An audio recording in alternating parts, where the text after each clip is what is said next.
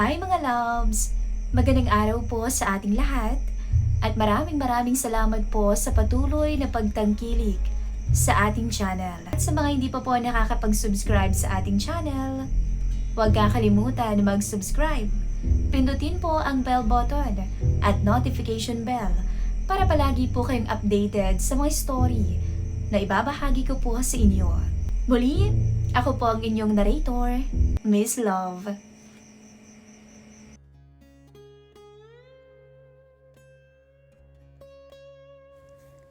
Hello po at magandang araw po sa inyong lahat. Itago niyo na lamang po ako sa pangalang Ulysses. 35 taong gulang na ako. May asawa na si Beatrice at kasalukuyan siyang buntis sa pangatlong anak namin.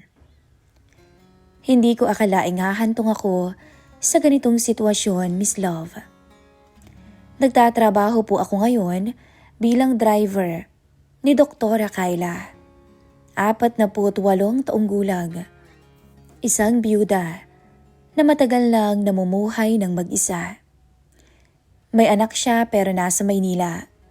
Abala rin sa sariling trabaho, kaya naman bibihira lang to kung makauwi. Napakalaki ng bahay ng doktora.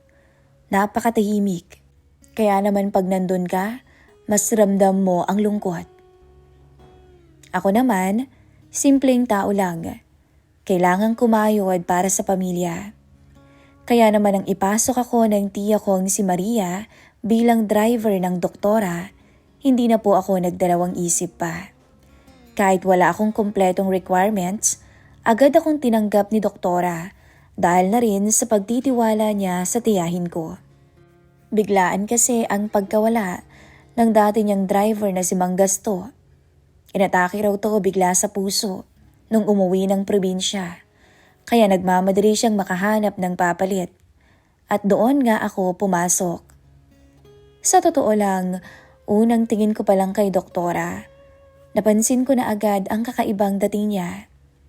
Maputi, napakaganda kong manamit at kahit may edad na, halata mong inaalagaan niya ang sarili. Maiksi lang ang buhok niya, hindi rin siya suplada. Kabaligtaran pa nga. Mabait siya at kalmado kung magsalita. At talagang marunong siyang makisama kahit na sa mga katiwala niya o trabahador niya. Sa paglipas ng araw, habang tumatagal, may napansin akong kakaiba sa kanya. Lalo na tuwing nasa sasakyan kami. Doon kasi siya mas nagiging bukas. Mahilig pala siyang makipagkwentuhan, magtanong-tanong ng kung ano-ano. Ulysses, tawag niya sa akin isang araw habang papunta kami sa klinika niya. Po, doktora? May asawa ka na ba? Hindi nga pala nabanggit sa akin ang tiyahin mo. Medyo nagulat pa ako sa tanong niya, pero sumagot agad ako. Opo, dok. Buntis nga ho ngayon eh. Saglit siyang natahimik. Nakatingin lang siya sa may bintana habang tumatakbo ang sasakyan. Ilan naman ang anak niyo? Tanong niya ulit. 2 na ho, at paparating na ho yung pangatlo. Ngumiti siya, pero may kakaibang lungkot sa mga mata niya. Maswerte ka, may pamilya ka, sabi niya. Hindi ko alam kung anong isasagot, kaya naman tahimik na lang akong nagmaneho. Isang hapon, pauwi na kami noon. Mabagal lamang ang takbo ng sasakyan dahil sa sobrang traffic. Tahimik lang kami pareho hanggang sa maya-maya ay bigla siyang nagsalita. Alam mo, Ulysses, mahirap mawala ng kasama. Hindi naman ako agad sumagot. Hinayaan ko lang siyang magpatuloy. Dati, sanay na sanay akong may kausap, may katabi, may uuwian. Pero ngayon, puro alaala na lang. May anak nga ako, wala naman dyan. Doon ko lubos na naintindihan. Kahit na gaano siya kayaman o gaano kaayos ang buhay niya, may lungkot siyang dinadala. At doon nagsimulang magbago ang tingin ko sa kanya. Hindi lang siya basta amo para sa akin. Isa rin siyang babae na nasasaktan at nalulungkot. Lumipas nga ang mga linggo hanggang sa naging buwan, nasanay na lang ako sa trabaho ko. Alam ko na ang schedule niya, ang mga lugar na pinupuntahan niya, pati na rin ang mood niya sa bawat araw. At sa bawat pagdaan ng araw, mas lalo kaming nagiging komportable sa isa't isa. Minsan nga inaabot na kami ng gabi sa labas. Kain sa labas pagkatapos ng trabaho niya. At syempre sa una, tumatanggi ako dahil nahihiya pa ako. Naku doktora, wag na ho, mauna na ho ako. Sige na, sumabay ka na. Wag ka nang mahiya. Wala naman akong magagawa kundi sumunod. Hanggang sa nasanay na rin akong ganun siya. Pero hindi ko pa rin naman pinapabayaan ang pamilya ko. Sa bawat sweldo ko, diretso agad sa bahay. Kay misis, sa mga anak ko. Yun ang prioridad ko. Hanggang sa dumating Miss Love ang araw na hindi ko ho inaasahan. Nanganak na si Beatrice, pero hindi naging madali. Kailangan siyang operahan dahil naging cesarean siya. At doon nagsimula ang problema. Ang ipon ko kasi ay kulang na kulang dahil nga ang alam ko ay sa lying-in lamang siya manganganak. Kulang na kulang ang sweldo, kulang ang lahat. Nakikita ko ang sarili ko na halos hindi na makatulog sa kakaisip kung saan ako kukuha ng pera. May bagong silang kaming anak. May 2 bata pang umaasa sa akin at isang asawang nagpapagaling. Doon ko naramdaman ang bigat ng responsibilidad. At doon ko naisip, si doktora. Ilang araw akong nagdalawang isip. Ayoko sanang humingi. Nahihiya naman ako. Pero wala naman na akong iba pang malapitan. Isang gabi, pagkatapos ng trabaho, lakas loob akong nagsalita. Doktora, napatingin siya sa akin noon. Oh, Ulysses, bakit? May kailangan ka ba? Pwede ho ba akong makahingi ng tulong? Hindi ko kayang tumingin sa mga mata niya habang sinasabi ko yon. Tahimik siya sandali. Anong klaseng tulong? Doon ko na kinuwento ang lahat. Ang operasyon, ang gastos, ang pangangailangan. Hindi siya nagsalita agad pero ramdam ko na nakikinig siya. Pagkatapos kong magsalita, bumuntong hininga ang doktora. Okay, sige, magkano bang kailangan mo? Nagulat ako noon. Hindi ko inaasahan na ganun siya kabilis sumagot. Sinabi ko naman ang halaga. Alam kong medyo malaki yun pero hindi naman siya nag-react. Sige, tutulungan kita, sabi niya. Para ba akong nabunutan ng tinik ng mga oras na yon? Salamat po talaga doktora. Babayaran ko po. Huwag mo nang isipin yun muna. Pagputol niya. Ang importante, maging maayos ang pamilya mo, ang mag-ina mo. Hindi ko alam kung anong mararamdaman ko noon. Halo-halo. Pasasalamat, hiya at kung ano pa. Akala ko, Miss Love, doon yun matatapos. Pero mali ako. Dahil mula sa araw na yun, biglang may nagbago sa pagitan namin. Hindi ko pa alam kung gaano kalalim ang pagbabagong yun at kung paano nito babaguhin ang buhay ko, pati na rin ang konsensya ko. Dahil nga sa tulong ni Doktora Kyla, nakalabas na ng ospital ang asawa ko, pati na ang bagong silang naming anak. Hindi ko maipaliwanag ang gaan ng pakiramdam ko noon. Para akong nabunutan ng tinik, ng napakalaking tinik sa dibdib ko. Pero yun nga, akala ko talaga hanggang doon lang yun. Doon na matatapos ang problema. Pero mali pala ako. Dahil pag-uwi naman namin sa bahay, doon ko unti-unting naramdaman ang panibagong problema. Ang gatas, diaper, mga gamot ni Beatrice, pati ng pagkain namin araw-araw. Lahat sabay-sabay dumating. Yung perang hiniram ko kay doktora, para bang dumaan lang sa kamay ko. At ang masakit, hindi ko pa nga yun nababayaran. Dahil sa sunod-sunod na gastos, napilitan na naman akong manghiram ulit. Sa kanya pa rin, dahil wala naman akong ibang malalapitan. Sa una, nahihiya pa ako. Doktora, pasensya na po kung hihingi na naman ako ng tulong. Baka po sana pwedeng Hindi na niya ako pinatapos na magsalita. Magkano? Ganun na siya palagi. Diretso niyang tinatanong yun at wala nang paligoy-ligoy pa. Hanggang sa dumating sa punto na pati ang sahod ko ng ilang buwan ay naia-advance ko na. Halos wala nang natitira sa akin kada sweldo. Direkta lahat sa utang. At habang tumatagal, mas lalo naman akong nalulubog. Isang gabi, pauwi na kami galing sa klinika. Tahimik, konti na lang ang sasakyan.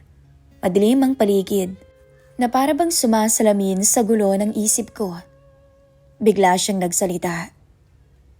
Ulysses, po doktora, magkano na nga ba ang nahihiram mong pera sa akin? Para ba akong biglang kinabahan? Hindi ko kasi kabisado ang eksaktong halaga, pero alam kong malaki na. Doktora, pasensya na ho. Babayaran ko po talaga. Hindi naman yun ang tanong ko. Kalmado niyang sagot. Napaigpit ang hawak ko sa manibela. Malaki na rin, hindi ba? Dugtong pa niya. Wala akong naisagot. Tahimik ulit kami ng ilang segundo. Pero ramdam ko na hindi pa tapos ang sasabihin niya. Hanggang sa nagsalita ulit siya. Mas mahina ang boses. Paano mo babayaran yun? Anong plano mo? Hindi ko alam ang sasagot. Kasi sa totoo lang, hindi ko rin naman alam kung papaano. Doktora, magtatrabaho po ako ng maayos. Kahit hulugan ko na lang. Ulysses, pagputol niya. Kahit anong gawin mo, matatagalan ka. Doon ako natahimik. Alam kong tama siya. Kahit kalabaw ang gawin ko, matatagalan akong mabayaran siya. At doon niya sinabi ang hindi ko inaasahan, Miss Love. Kung gusto mo, pwede naman siguro sa ibang paraan. Para mapabilis. Parang biglang tumigil ang mundo ko sa narinig ko. Hindi ako agad nakapagsalita. Anong ibig niyong sabihin, doktora? Tanong ko, napilit pinapakalma ang sarili. Hindi naman siya agad sumagot. Sa halip, dahan-dahan niyang binaba ang bintana. Pumasok ang malamig na hangin sa loob ng sasakyan. Tinanong kita noon, hindi ba? May asawa ka? Sabi mo, buntis siya. Opo, doktora. Ako, tinanong mo ba ako kung may nakasama pa ako mula nung mawala ang asawa ko? Napatingin ako sa rearview mirror. Kita ko ang mukha niya, pero hindi ko mabasa kung ano ang iniisip niya. Hindi na ho, kasi ayoko naman hong makialam sa inyo, doktora. Matagal na akong mag-isa, Ulysses. May bigat ang bawat salita niya. Ano po bang ibig niyong sabihin, doktora? Tanong ko ulit, kahit parang alam ko naman na ang direksyon ng usapan naming dalawa. Tumingin siya ng diretso sa akin. Biyuda na ako. Matagal na. At matagal na rin akong walang nakasama sa kama. Matagal na akong nangungulila. Babae pa rin naman ako. Nangangailangan pa rin naman ako. Parang nanuyo bigla ang lalamunan ko noon, Miss Love. Hindi ko rin alam kung bakit biglang bumilis ang tibok ng puso ko. Doktora, mahina akong sabi. Hindi kita pinipilit. Dagdag niya agad. Sinasabi ko lang na may iba pa namang paraan para makapagbayad ka. Napahinto ako noon sa pagmamaneho. Sa isang madilim na bahagi ng kalsada, walang gaanong ilaw at wala nang dumadaan. Inihinto ko ang sasakyan. Hindi ko alam kung bakit ako huminto. Siguro dahil hindi ko na rin kayang tumuloy pa, na parang wala lang nangyayari sa amin. Tahimik kami sa loob ng sasakyan at ramdam ko ang sarili kong paghinga. Mabigat at magulo. Ulysses, pagtawag niya ulit. Dahan-dahan akong lumingon sa kanya. At sa unang pagkakataon, hindi ko na siya tinignan bilang amo. Tinignan ko siya bilang isang babae. Isang babaeng matagal nang nag-iisa. Isang babaeng nangangailangan. Isang babaeng tumulong sa akin noon nang walang pagdadalawang isip. At isang babae ngayon na may hinihinging kapalit. Doktora, Hindi ko ho alam kung tama ba to. Sabi ko ng halos pabulong. Wala naman talagang tama o mali minsan. Sagot niya. Dahil may mga bagay talaga na nangyayari. Dahil kailangan. Napapikit ako sandali. Naalala ko si Beatrice, yung mga anak ko, yung pangakong binuo ko bilang asawa. Pero kasabay noon, naalala ko rin ang utang ko. Yung kaba, yung kawalan ko ng magawa, at kung paano ko tinulungan ni doktora ng walang tanong. Unti-unti naramdaman ko ang bigat ng sitwasyon. Para bang may dalawang boses sa isip ko. Isa, yung konsensya ko. At isa, yung realidad. Pagdilat ko ng mata, nakatingin sa akin si doktora. Parang tahimik na naghihintay kung anong magiging desisyon ko. At sa mga sandaling iyon, gumawa ako ng desisyon na alam kong hindi ko na mababawi pa. Dahan-dahan akong humarap sa kanya. Wala nang salita, wala nang paliwanag. Ang alam ko lang nung mga time na yon, tumawid ako sa linya na matagal kong iniwasan. At sa madilim na gabing iyon, sa loob ng nakahintong sasakyan, doon nagsimula ang isang lihim na hindi ko na kayang takasan. Lumipat ako ng pwesto. Pinuntahan ko siya. Nung maglapat ang labi naming dalawa, kakaibang kaba at kuryente ang naramdaman ko. Salamat sa pagbayag, Ulysses. Hindi ko to makakalimutan. Napatitig pa ako sa kanyang mga mata, pababa sa kanyang labi, hanggang sa muli kong idampi ang labi ko sa kanya. At sa pagkakataong yon, tuluyan nang may nangyari sa aming dalawa. Pagkatapos noon, wala kaming sinabi sa isa't isa. Bumalik ako sa driver's seat at muling pinaandar ang sasakyan. Naging tahimik na ang mga sumunod na biyahe. Pero alam ko, hindi na magiging katulad ng dati ang lahat. Dahil mula sa gabing yon, hindi na lang ako driver ni Dr. Kayla. May utang pa rin ako, pero ngayon, hindi lang pera ang kapalit. At mas mabigat yon kaysa sa kahit na anong halaga. Sa paglipas ng mga araw, akala ko isang beses lang mangyayari yon. Akala ko ay makakalimutan din namin. Na kaya kong ituring na para bang wala lang yon. Pero mali ako. Dahil sa mga sumunod na araw, naulit at naulit at naulit pa. Hindi ko na mabilang kung ilang beses kaming napunta sa ganung sitwasyon. Minsan, sa loob pa rin ng sasakyan. Minsan, sa bahay na niya kapag walang ibang tao. Tahimik at lihim. Walang ibang dapat na makaalam. At ang kapalit noon, pera. Oo, Miss Love. Dumating ako sa puntong tinatanggap ko na ang lahat. Hindi ko na pinilit labanan. Sa bawat pagkakataon na tatawag siya, alam ko na ang ibig sabihin nun. At sa bawat pagtugon ko, may kapalit na tulong. Unti-unti naman akong nakabayad sa mga utang ko, hindi lang kay doktora. Nagkaroon pa nga ako ng dagdag na pera para sa gatas ng anak ko, sa diaper, sa gamot, at sa pang-araw-araw naming gastos. Sa unang pagkakataon nga, medyo gumaan ang buhay namin. Hindi na ako kinakabahan tuwing may kailangang bayaran. Hindi na ako nagpupuyat kakaisip kung saan ba ako kukuha ng pera. Naging maayos ang lahat. Pero ang kapalit naman nun, ako, ang sarili ko mismo. Napapaisip ako, ito ba talaga yung dapat? Pero sa tuwing uuwi ako at makikita ko ang mga anak ko na maayos naman ang kalagayan, nawawala ang tanong na iyon. Salamat. Bulong ko sa sarili ko. Pero hindi sapat yun para patahimikin ang konsensya ko. Lalo na kapag kaharap ko ang misis ko. Ang laki yata ng dala mong pera ngayon. Sabi niya minsan habang inaayos ang mga gamit ng baby. Umiti lang ako ng pilit. Dinadagdagan ni doktor yung sahod ko eh. Sagot ko. Hindi na siya nagtanong pa. Naniwala naman siya sa akin. At yun ang mas masakit. Minsan habang natutulog siya sa tabi ko, gising pa ako. Nakatingala lang ako. Nakatitig sa kisame. Iniisip ang mga ginagawa ko. Iniisip kung ano bang klaseng asawa ko. Para sa inyo naman to. Bulong ko na lamang sa sarili ko. Pero kahit na anong sabihin ko, hindi nawawala yung bigat sa dibdib ko.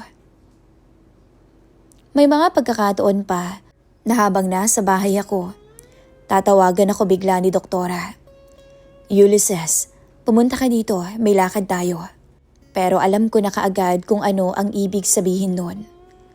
Hindi na niya kailangang ipaliwanag pa. At ako, hindi na rin naman ako tumatanggi. Magpapaalam ako kay Mrs. na may bigla ang lakad si Doktora at papayag naman siya. Sa totoo lang, Miss Love, nasanay na lang din po ako. Hindi lang sa pera, kundi sa sitwasyon. Minsan napapansin ko rin na ibang-iba na ang tingin ni Doktora sa akin. Hindi na lang basta driver niya. May koneksyon na hindi na namin kayang ipaliwanag pa. Pero alam kong mali pa rin at hindi yon magbabago.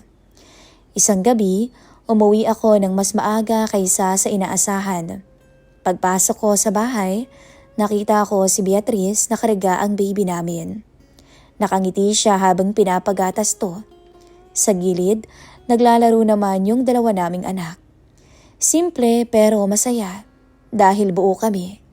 At doon ako natigilan. Para bang may kumurot sa puso ko. Ito yung pamilya ko. Ito yung dahilan kung bakit ako nagsusumikap. Pero ito rin yung pamilya na unti-unti kong niloloko. Bakit ka nakatayo lang dyan? Tanong ni Beatrice habang nakangiti. Lumapit naman ako. Buhatin ko nga muna siya. Sabi ko habang kinukuha ang baby. Habang karga-karga ko siya, hindi ko maiwasang titigan ang maliit niyang mukha. Walang kaalam-alam to sa mga ginagawa ko. Walang kamalay-malay. Para sa'yo naman to. Para sa inyo. Bulong ko sa kanya. Pero sa loob ko, may tanong na hindi ko masagot-sagot. Kung para ba talaga sa kanila ang ginagawa ko o para na lang sa sarili kong kaginhawaan. Lumipas pa ang mga linggo, Miss Love, mas gumanda ang buhay namin. Nakabili ako ng mga kailangan sa bahay, nakapag-ipon kahit papaano at nakakakain ng maayos. Lahat ng dati naming problema unti-unting nawala. Pero kapalit nun, hindi na rin ako katulad ng dati. Madalas natulala ako, madalas natahimik, madalas iniisip kung hanggang kailan ko kayang itago ang lahat. Dahil alam kong isang pagkakamali lang, isang araw lang na mabunyag ang lahat, pwedeng masira ang lahat ng pinaghirapan ko. Isang gabi, habang mag-isa akong nakaupo sa labas ng bahay, napabuntong hininga ko. Tahimik ang paligid, pero ang isip ko magulo. Naalala ko yung unang araw ko kay Doktora, kung paano ako nagsimula bilang simpleng driver niya, kung paano ako naging isang lalaking handang gawin ang lahat para sa pamilya, at kung paano nauwi sa ganitong sitwasyon. Hindi ko namalayang napapikit ako at doon ko tinanong ang sarili ko kung mali ba talaga ang ginawa ko o kung isa lang akong taong pinili ang mas madaling daan dahil sa hirap ng buhay. Dahil sa totoo lang, nakakatulong siya sa akin. Nakakatulong si Doktora sa pamilya ko. Pero kapalit nun, ako mismo ang unti-unting nawawala. Kaya ngayon, gusto ko lang itanong sa inyong programa, Miss Love. Kung kayo ho ba ang nasa sitwasyon ko, gagawin niyo rin ba ang ginawa ko? O pipiliin niyo pa rin ang tama kahit mas mahirap? Hanggang dito na lamang po ang aking kwento. Maraming salamat po, Miss Love, and God bless.